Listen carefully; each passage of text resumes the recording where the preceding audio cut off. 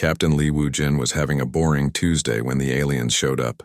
He was flying his patrol ship around Earth's outer defense ring, listening to music and thinking about lunch. The job was usually quiet. Most days nothing happened except checking cargo ships and waving at tourists. Then his radar started screaming. Wujin turned down his music and stared at the screen. 12 massive ships had just appeared out of nowhere. Each one was the size of a small city. They were black and covered in spikes like someone had tried to make them look as scary as possible. Well, that's new, Wujin said to himself. He pressed the communication button. This is Earth Defense Patrol 7. Unknown ships, please. Identify yourselves. The answer came in a voice that sounded like rocks grinding together. Primitive humans. We are the Galactic Dominion. You will surrender immediately. Wujin blinked. Then he started laughing. Back on Earth, Dr. Park So-ra was in her lab studying alien bacteria when the emergency alert came through. She ran to the command center where Admiral Kim Tae-ho was already watching the screens. The old admiral looked worried. 12 ships, Kim said. Never seen designs like these. They're demanding we surrender. What did Wujin say? Park asked. Kim played the recording. They could hear Wujin laughing so hard he could barely breathe. Sorry, Wujin's voice said between giggles. Did you just say we should surrender? On a Tuesday before lunch? The alien voice got louder and angrier. This is no joke, human. We represent 12 species who rule the galaxy. You will submit or be destroyed. Wujin's laughter got even louder. Oh man, you guys are serious? This is like those old movies my grandmother used to watch. Do you have a big speech prepared? Please tell me you have a big speech. Park covered her mouth to hide her smile. Kim shook his head, but she could see he was trying not to laugh too. The alien commander's name was Thisakar, and he had never been so confused in his 300 years of life. His species, the Valorians, had conquered dozens of worlds. Every time they showed up with their war fleet, the local species would panic. They would beg for mercy. They would offer tribute, but this human was laughing. Perhaps the human does not understand, Thisakar told his crew. Show them our power. The Valorian ships powered up their weapons. Energy beams that could melt mountains began glowing. The display was meant to terrify any enemy. Wujin stopped laughing long enough to look. Oh wow, those are some big laser guns. Very shiny. Did you polish them special for this visit? Silence, Thisakar roared. You will give us 90% of your resources. You will provide us with 10,000 workers. You will acknowledge Valorian superiority over all human worlds. There was a pause. Then Wujin started laughing again, even harder than before. 90%? Wujin gasped. What are we, a convenience store? And 10,000 workers? You know how much paperwork that would be? Our HR department would have a heart attack. On the Valorian flagship, the bridge crew looked at each other in confusion. Thisakar's scales were turning darker, which meant he was getting very angry. This human mocks us, his second-in-command whispered. The human is clearly insane, another officer said. Back on Earth, more people were gathering in the command center. News of the alien fleet was spreading fast, but instead of panic, people seemed excited. Are they really asking for 90% of our stuff? Asked Lieutenant Commander Yoon Hai-rin, who had just arrived. Plus 10,000 workers, Kim replied. What kind of benefits package are they offering? Hai-rin asked seriously. Health insurance? Vacation days? You can't just demand workers without proper compensation. On his patrol ship, Wujin was wiping tears from his eyes. The aliens were still talking about their mighty empire and their advanced technology. They kept using words like bow and kneel and tremble. Listen, Wujin finally said. I don't want to be rude, but are you guys doing some kind of performance art thing? Because if this is street theater, it's really good. Very dramatic. The scary ships are a nice touch. Thisakar's voice dropped to a dangerous whisper. You think this is entertainment? Well, yeah, Wujin said cheerfully.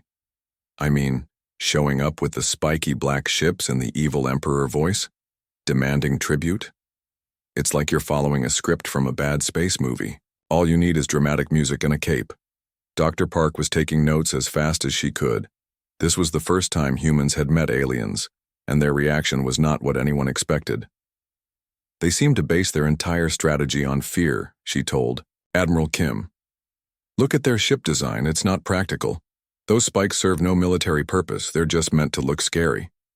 And it's not working on us, Kim realized. Not even a little bit, Park agreed. Wu Jin was still talking to the aliens. So what happens if we say no to your demands? Do you have a plan B, or is this whole thing just threat-based? If you refuse, we will demonstrate our power on your pathetic world, Thissakar snarled. Okay, but what if we're not pathetic, Wu Jin asked. What if we're just different? Have you considered that maybe your approach might not work on every species? There was silence from the alien fleet. I'm serious, Wu Jin continued. You guys might want to update your first contact protocols. The whole surrender or die thing is very last century. Maybe try hello, we're new neighbors, would you like to trade? That usually works better. Kim activated his communicator. Wu Jin, what's your status? Oh, hi Admiral. I'm giving the aliens some customer service feedback. I think they might be new at this. The Valorian bridge was completely quiet. Thissakar stared at the communication screen. In 3 centuries of conquest, no one had ever suggested he needed better customer service. Sir, his communications officer said carefully, the human is offering us advice. On what? Thissakar asked weakly. On how to invade people more effectively. Dr. Park was writing everything down. This was either going to be the beginning of a beautiful friendship or the weirdest war in galactic history. Probably both. The next morning, the Valorians decided to show the humans what real power looked like. Thissakar was still angry about being laughed at, so he ordered his best warriors to put on a demonstration. On Earth, Jiho was setting up his streaming equipment. Jiho used to be a professional video game player, but now he made videos about space news and alien encounters. When he heard about the Valorian fleet, he knew this would be the biggest story of his career. Hello everyone, Jiho said to his camera. It's me, Space Gamer O, and today we have actual aliens. They showed up yesterday and Captain Wu Jin made them very upset by laughing at them. Now they want to prove how scary they are. Jiho had millions of followers across human space. Within minutes, his stream was being watched by people on dozens of worlds. Lieutenant Commander Yoon Hae-rin was watching too. She was in charge of psychological warfare for Earth defense, which meant her job was understanding how enemies think, but she had never studied aliens before. They're going to show us their warriors first, Hae-rin told Admiral Kim. Classic intimidation tactic. They want us to see their soldiers and feel hopeless. The alien ships opened their cargo bays. Out came 12 huge robots, each one 50 feet tall. They had glowing red eyes, massive weapons, and enough armor to stop a tank. They moved like giant metal soldiers marching in perfect formation. Jiho zoomed his camera in. Oh wow, look at these big robots. Chat, what do you think? They look like they're from that old anime my dad used to watch. Very retro style. His chat window exploded with comments. People were rating the robots' design, comparing them to video game mechs, and making jokes about their walking style. The proportions are all wrong, Jiho continued. Look how top-heavy they are. And those shoulder cannons are way too big. This is like someone designed them to look cool instead of making them practical. On the Valorian flagship, Thissakar was watching human communications. He expected to see fear and panic. Instead, he saw thousands of humans critiquing his warrior's appearance. They are giving our mechs a rating, his communications officer reported, sounding confused. What kind of rating? 6 out of 10. They say the color scheme is boring, and the weapons look fake. Thissakar's scales turned even darker. Engineer Choi Min-ki was in his garage when he saw Jiho's stream. Min-ki liked building things in his spare time. He had made robots, flying cars, and once even a small spaceship, though his neighbors complained about the noise when he tested it. One of the alien robots had stopped working during the demonstration. It was just standing there, sparks coming out of its head. The Valorians were trying to fix it, but nothing they did helped. That's embarrassing, Min-ki said to himself. He looked at the broken robot on his screen. I bet I know what's wrong. Minky put on his work clothes and took his toolkit. He got in his hover truck and flew up to where the alien fleet was waiting. Captain Wu Jin saw him coming. Minky, what are you doing here? I think I can fix their robot, Minky called back. It looks like a simple power coupling problem. You want to fix the scary alien robot that's supposed to make us surrender? It's not scary if it doesn't work, Minky pointed out. Wu Jin thought about this. Good point. Go ahead. Minky flew over to the broken robot. The Valorians watched in confusion as the small human ship landed next to their mighty war machine. Minky got out with his toolbox and started looking at the robot's control panel. Excuse me, he called to the nearest alien soldier. Can you open the maintenance hatch? I think your primary power relay is fried. The Valorian warrior was so surprised that he actually helped. Minky climbed inside the robot and started working. He had never seen alien technology before, but broken machines were broken machines. Oh, I see the problem, Minky said. Your power flow is all backwards, and this cooling system is terrible. No wonder it overheated. He pulled out some spare parts from his toolkit. Most of them were things he used for fixing hovercars and kitchen appliances, but they worked fine with alien technology too. There, Minky said after 20 minutes. Try it now. The robot powered up perfectly. It moved, better than it had before. The Valorian technicians ran diagnostics and found that the human had improved their war machine's efficiency by 340%. Minky climbed out and wiped his hands on a rag. It should work better now. You guys might want to redesign your power couplings, though. The ones you're using are really old-fashioned. He handed the alien warrior a business card. If you need any more help, just call me. I do house calls. Then he got in his truck and flew home. On his stream, Jiho was laughing so hard he almost fell out of his chair. Did everyone see that? Minky just fixed the scary alien robot with spare parts from his garage, and he gave them his business card. The chat was going crazy. People were making jokes and memes faster than Jiho could read them. Someone had already made a song about humans fixing alien technology. Lieutenant Commander Hei-Rin was taking notes. This is fascinating, she told Admiral Kim. Their entire strategy is based on making enemies feel inferior. But it doesn't work if we don't take them seriously. We're treating their war demonstration like entertainment, Kim realized. Exactly. They don't know how to handle an enemy that finds them amusing instead of terrifying. Back on the Valorian flagship, Thysakar was having an emergency meeting with his officers. The human fixed our mech, one officer reported, with primitive tools, in 20 minutes. Our technicians have been trying to solve that power coupling problem for 50 years, another added, and he improved the efficiency, a third officer said quietly. By a lot. Thysakar looked at the data. The humans' modifications were simple but brilliant. Their war machine was now better than it had ever been, thanks to a random human with a toolbox. Sir, his science officer said carefully, what if their technology is not primitive? What if their entire species is like this? The communications officer added. What if they all think our advanced technology is simple to fix? Thysakar felt something he had never experienced before. For the first time in his life, he was starting to wonder if the Valorians might not be the most advanced species in the galaxy. On Earth, Dr. Park was updating her research notes. The aliens clearly had powerful technology, but they seemed to use it in very inefficient ways.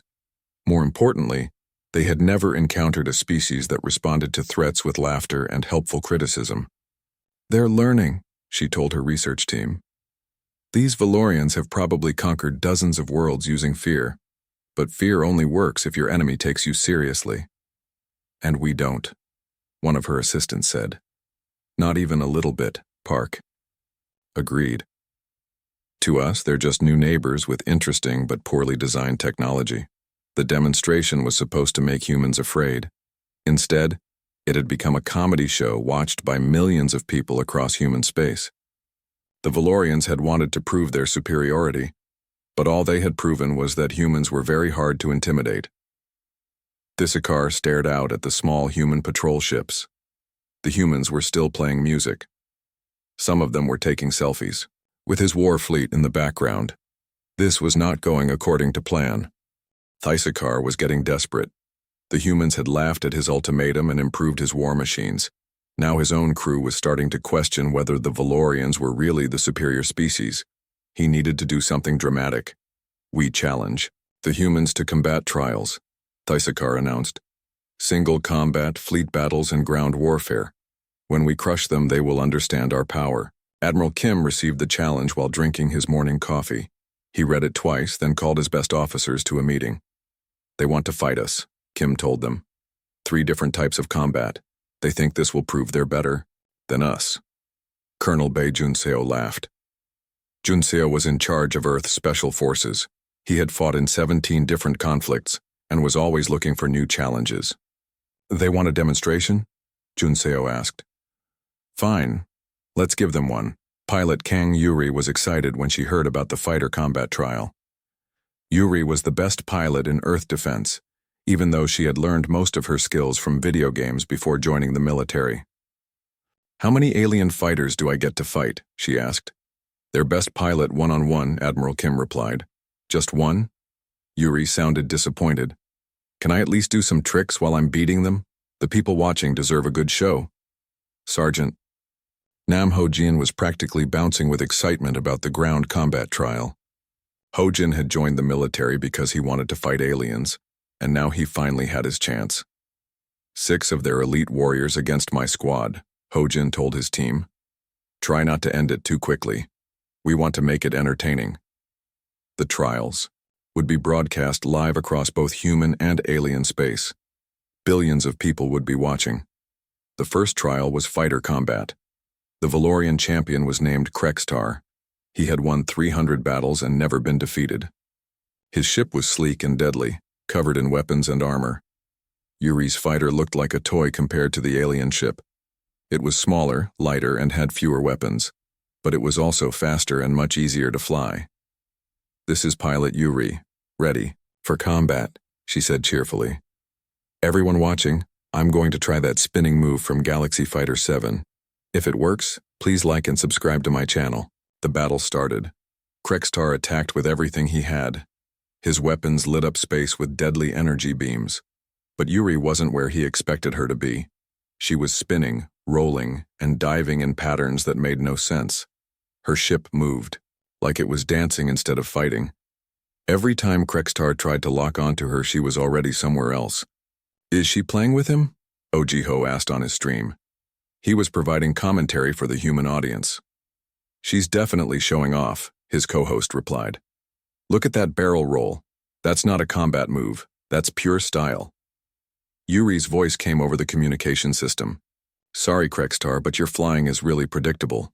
You should try being more creative." She turned her ship upside down and flew between Krextar's weapons fire. Then she spun around and disabled his engines with a single perfect shot. Victory. "To the humans," the referee announced.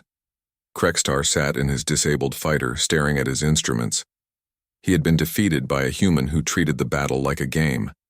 The second trial was ground combat. 6 Valorian elite warriors faced Sergeant Nam Ho-jin's squad of 6 humans. The aliens wore massive armor and carried weapons that could blast through walls. They looked like walking tanks. The humans wore standard combat gear and carried normal rifles. They looked tiny compared to their enemies. "Remember," Ho-jin told his team, "we want to make this fun to watch. Try to be creative." The battle began in a mock city. The Valorian warriors moved in perfect formation, using advanced tactics they had learned over centuries of warfare. The humans scattered and started acting like they were playing paintball. "Nice armor," Private Lee called to one of the aliens. "Does it come in other colors?" "Very shiny," Private Kim added, sliding behind cover. "Must be hard to sneak around in that thing." The aliens were confused. These humans were making jokes in the middle of a battle. They were supposed to be terrified, not having fun. Ho-jin's team used tactics that no military academy would teach. They improvised, laughed, and treated the whole battle like an exciting game. They set traps, used the environment creatively, and confused their enemies with constant chatter. "Behind you!" one human yelled. "Which behind?" the Valorian warrior asked, spinning around. The other behind, the human replied helpfully, just before stunning the alien from a completely different direction. Within 30 minutes, all 6 Valorian warriors had been defeated. They sat in the middle of the mock city wondering what had happened. Victory to the humans, the referee announced again. The final trial was fleet combat. 3 human ships against 3 Valorian warships. The alien ships were bigger, stronger, and had more weapons. The human ships were commanded by Captain Wu Jin, who was still listening to music during the battle briefing. So we just need to disable their ships? Wu Jin asked. Destroy or disable, Admiral Kim confirmed. Cool, this should be fun. The fleet battle was supposed to be a serious test of military strategy. Instead, it became the strangest space battle anyone had ever seen. The human ships didn't fight like military vessels. They fought like they were in a video game. They did impossible turns, worked together in ways that broke all the rules of space combat, and seemed to be enjoying themselves. Wu Jin's ship played music loud enough for everyone to hear. His wingmen were chatting about where to get lunch after the battle. They treated the deadly alien warships like interesting puzzles to solve. Their shields are tough, one pilot observed, dodging laser fire. But look how slow they turn. We can just stay behind them, like chasing a big angry turtle, Wu Jin agreed. The Valorian fleet commanders were masters of space warfare, but they had never fought enemies who didn't follow any rules. The humans improvised constantly, tried crazy tactics that shouldn't work, and somehow made them work anyway. In 20 minutes, all 3 alien ships were disabled. The humans had won without taking serious damage to any of their vessels. Victory to the humans, the referee announced for the 3rd time. Across alien space, billions of non-human viewers sat in stunned silence. The mighty Valorians had been completely defeated by a species that treated warfare like entertainment. On the Valorian flagship, Thysakar stared at the battle reports. His best pilot had been outflown by a human who did tricks during combat.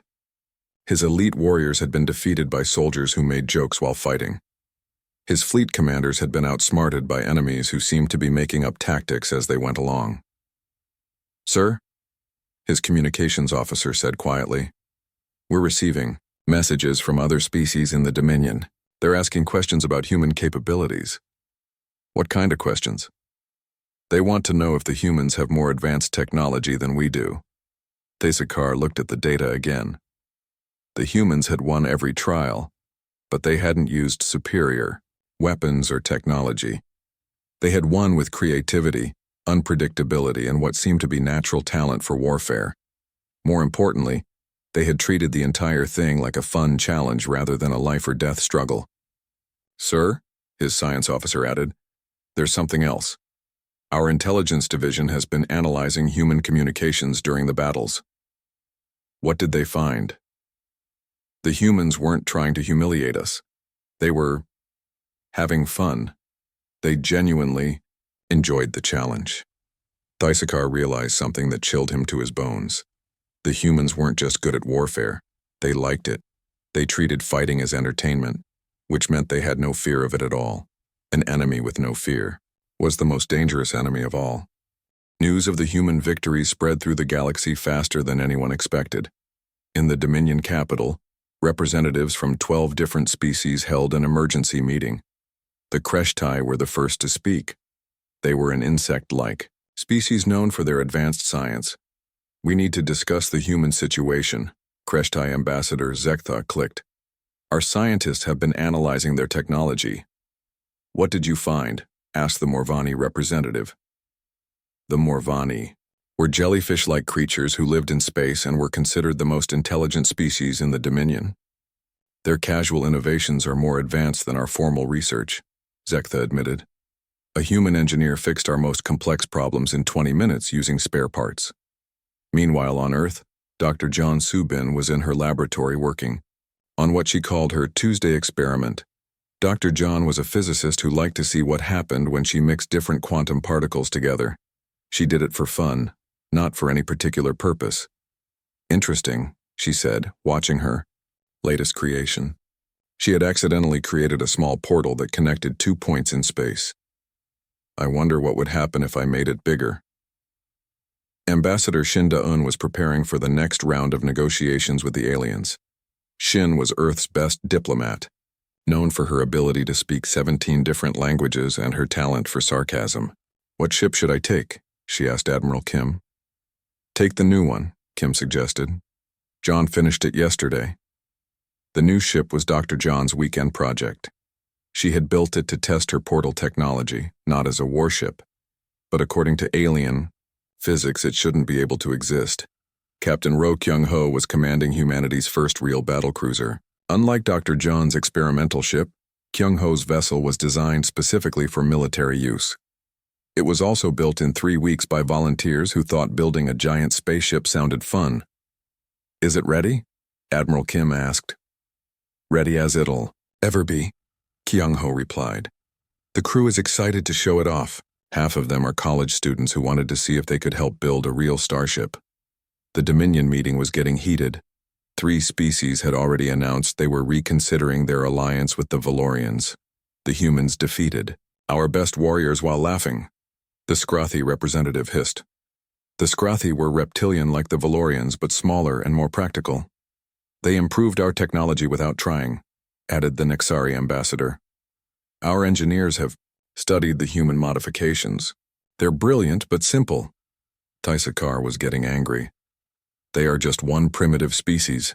We represent the combined might of 12 advanced civilizations." "Do we?" asked the Morvani representative quietly. "Because from what I can see, one primitive species just defeated us in every category of combat." Ambassador Shin arrived at the meeting in Dr. John's experimental ship. The vessel appeared out of nowhere, materializing next to the Dominion fleet without any warning. "Hello, everyone," Shin said cheerfully over the communication system. "Sorry I'm late, I took a shortcut." The Dominion scientists immediately started scanning the human ship. Their instruments went crazy. According to their readings, the ship was occupying several different points in space at the same time. "How is that possible?" the Kreshtai science officer whispered. "It shouldn't be," his colleague replied. "Their ship is breaking the fundamental laws of physics." Shin docked with the main Dominion station and walked into the meeting room. She was carrying a small device that looked like a child's toy. "Before we start," Shin said, "Dr. John asked me to give you this. She says it's a communication device that works faster than light. She made it because she was bored on Tuesday." She handed the device to Zektha. The Kreshtai scientist looked at it. With all 6 of his eyes, "This is impossible," he said. "Why?" Shin asked. "It's just quantum entanglement with a basic stability matrix. My 10-year-old niece helped design the interface." The Morvani representative floated closer. "Your child helped design faster-than-light communication?" "Well, she's very smart," Shin said. "She's in advanced physics class." Captain Kyung-ho chose that moment to arrive with humanity's new battlecruiser. The ship was enormous, bristling with weapons and armor. But what shocked the aliens wasn't its size or firepower. "How long did it take to build this?" Thisakar asked weakly. 3 weeks, Kyung-ho replied. "We had a lot of volunteers. Turns out people really enjoy building spaceships when you let them help design them." 3 weeks? The Valorian couldn't believe it. "Our ships take decades to construct." "Yeah, that seems really slow," Kyung-ho said. "We streamlined the process. Also, we used Dr. John's new manufacturing techniques. She figured out how to make metal grow into the shapes we wanted instead of cutting and welding everything." The Dominion representatives looked at each other in growing panic. The humans weren't just defeating them in combat. They were casually solving engineering problems that had puzzled Dominion scientists for centuries. "We need to discuss this privately," the Scrothy ambassador said. "Sure," Shin replied. "Take your time. I'll just wait here with my faster-than-light communication device and my impossible spaceship." The aliens huddled together for an emergency conference. "The humans are not primitive," the Morvani representative said. "Their technology is more advanced than ours," Zektha added. "And they don't even seem to realize it," the Nexari ambassador pointed out. "They think this is normal." "What if they're holding back?" the Scrothy representative asked. "What if everything we've seen is them being polite?" This thought terrified everyone in the room. Back on Earth, Dr. John was working on another experiment. She was trying to see if she could make plants grow in pure energy instead of soil. So far, it was working perfectly. Fascinating, she said to her research assistant. If we scale this up, we could feed entire planets using nothing but starlight. Should we tell the government? The assistant asked. Maybe next week, Dr. John replied. I want to see if I can make the plants sing first. The Dominion Conference was falling apart. 5 species had now announced they were withdrawing from the alliance. They didn't want to fight humans anymore. We're not retreating, the Kreshtai ambassador explained. We're reconsidering our position based on new data. The humans have shown us that our approach to technology and warfare is outdated, the Morvani representative added. We need to study their methods. Thysekar was furious. They're just one species. We are the Galactic Dominion. Were, the Scrothy ambassador corrected. We were the Galactic Dominion. Now we're 12 species who are very confused about how the universe actually works. Ambassador Shin watched the aliens argue with interest. She was learning a lot about galactic politics. If it helps, she said during a pause in the arguing. Humans aren't trying to conquer anyone, we just want to make friends and see cool new technology. What do you mean? Zektha asked. Well, we've been watching your ships and weapons and science. It's all really interesting, but also kind of inefficient. We'd love to help you improve it if you want. The Valorian's scales turned pale. You want to help us? Sure, that's what neighbors do. We help each other, share ideas, and work together to make things better. Thysekar stared at the human ambassador. The species he had tried to conquer was offering to help him. You're not going to demand tribute or workers? He asked weakly. Why would we do that? Shin asked, genuinely confused. That sounds really inefficient. It's much better when everyone contributes what they're good at. For the first time in his life, Thysekar began to wonder if the Valorians had been doing everything wrong. The final meeting took place on a neutral space station. Representatives from all 12 Dominion species came to negotiate with humanity. But instead of discussing surrender terms, they came to ask a very different question. President Han Bo-young arrived with a small delegation of humans. She brought Dr. Jian, Admiral Kim, and 10-year-old Park Ji-woo, who was Earth's newest celebrity after her science fair project accidentally revolutionized space travel. We need to know, Thysekar said as soon as everyone was seated. What are your secret weapons? President Han looked confused. Secret weapons? What do you mean? Your advanced technology, your superior military tactics, your devastating fleet, the Valorian commander explained. We need to understand how you became so powerful. Han looked at her delegation. Dr. John shrugged. Admiral Kim scratched his head. Little Ji-woo raised her hand. Can I answer? Ji-woo asked politely. President Han nodded. Go ahead, Ji-woo. The 10-year-old stood up and looked at the alien representatives. We don't have secret weapons. We were just having fun. Having fun?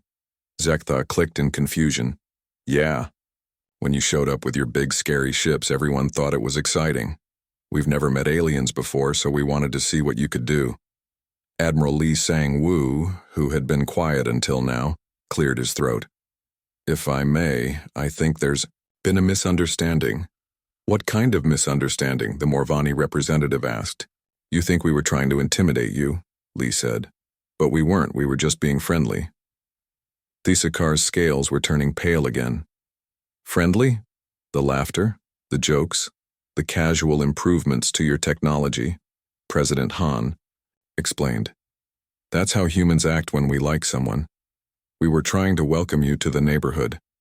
Dr. John spoke up. Also, our devastating fleet isn't really a military force.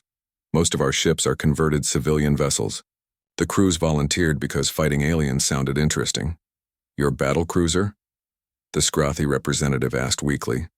Weekend project, Captain Kyung-ho replied. We built it to see if we could. Half the crew are college students who thought it would be fun to serve on a real warship. And your advanced fighters? The Nixari ambassador inquired. Training aircraft, pilot Yuri said. I learned to fly playing video games. The combat trials were like a really good flight simulator, except with actual aliens. The Dominion representatives sat in stunned silence. The humans had defeated their entire military alliance using training ships, volunteers, and weekend projects. But your technology, Zektha protested. The impossible physics, the faster-than-light communication. Dr. John looked embarrassed. I just like to experiment.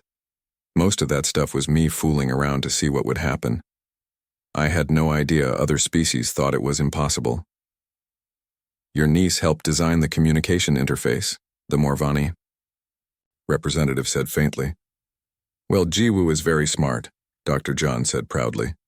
Show them your science project, Jiwoo. The little girl pulled out what looked like a simple crystal on a small stand. I was studying how space bends around heavy objects for school, but then I figured out how to make it bend the other way. She activated the device. Suddenly, everyone in the room could see and talk to people on distant planets as if they were in the same room. The crystal had created a stable wormhole network that connected thousands of worlds instantly. I call it the friendship communicator, Jiwoo said cheerfully. Now people everywhere can talk to each other without waiting for signals to travel through space. Thesakar put his head in his hands. A human child had just solved galactic communication with a science fair project. This is our most advanced technology? He asked his science officer. Sir, this makes our fastest ships look like they're standing still, the officer replied. She's created something we never imagined was possible. President Han looked around the room. I think I understand the problem now. You thought we were showing off our military power, didn't you?